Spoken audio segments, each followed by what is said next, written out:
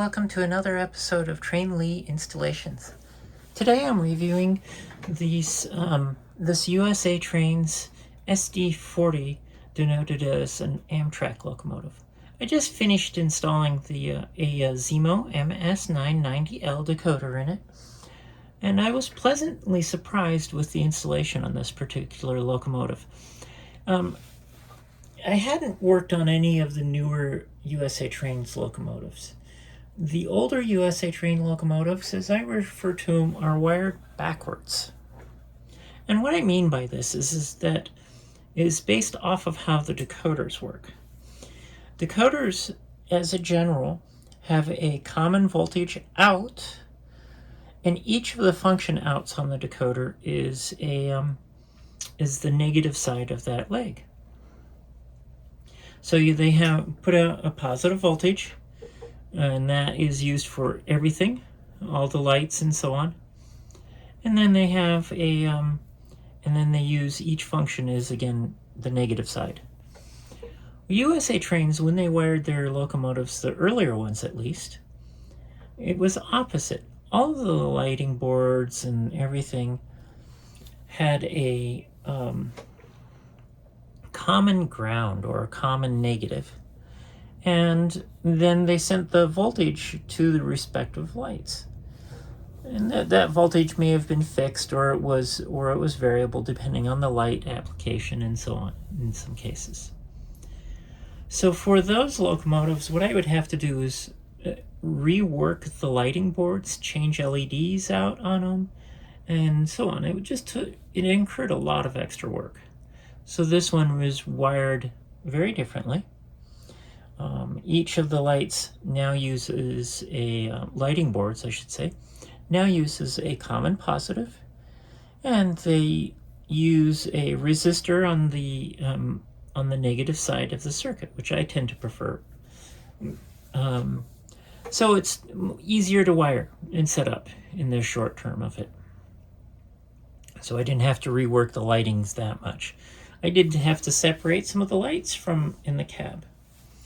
Now I've gone ahead and when I set up the decoders in the locomotives, I program them with the address that's on the side of the locomotive.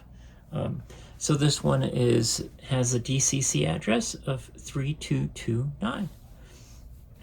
Now I did go ahead and turn on the smoke using F6, so we can get the special effects from the smoke when you start the sound. F8 starts the engine sound.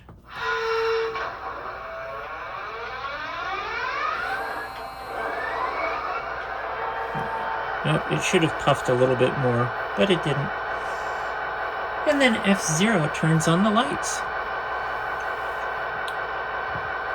Now, I basically set up under normal operation the lights to function essentially the same as it was out of the box, or very similar to how it was under analog operation. So the one thing USA Trains did with this particular locomotive is the marker lights are no longer bicolored, they only are red. So the rear marker lights are red, and the front marker lights are not turned on. And the headlight is turned on, the cab light is turned on, and the number board lights are all turned on. Each one of these lights has its own function. Now, USA Trains originally out of the box, the cab light was just always on with movement, and also the roof light was always on. So I gave the option in the programming, when you move the locomotive, you may not be able to see this, as the cab light turns off. Move it back.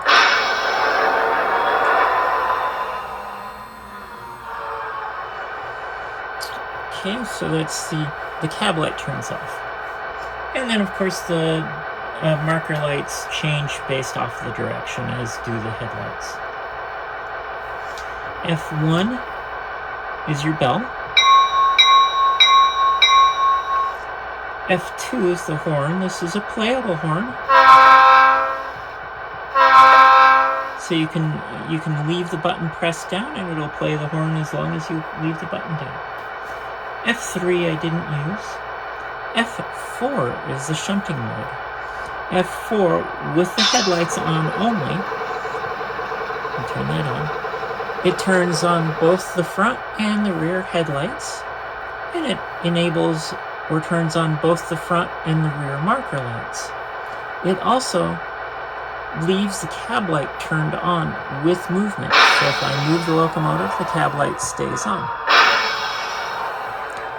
Now, shunting mode also changes the momentums or reduces the momentum, and it reduces the maximum speed of the locomotive.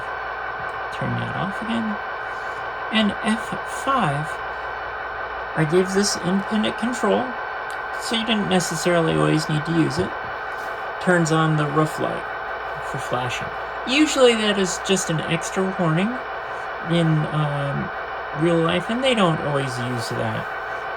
Maybe if they're shunting cars around, or sometimes going across road crossings on a regular basis back and forth, they'll have that turned on just as an extra warning. F6 of course turns on and off the smoke. F7, so if you listen to the locomotive, let's see if it'll do it. No, it didn't do it that time. Sometimes it'll play the sound of the air releasing or clamping, like that. That is the brakes. F7 turns that off, the automatic brake.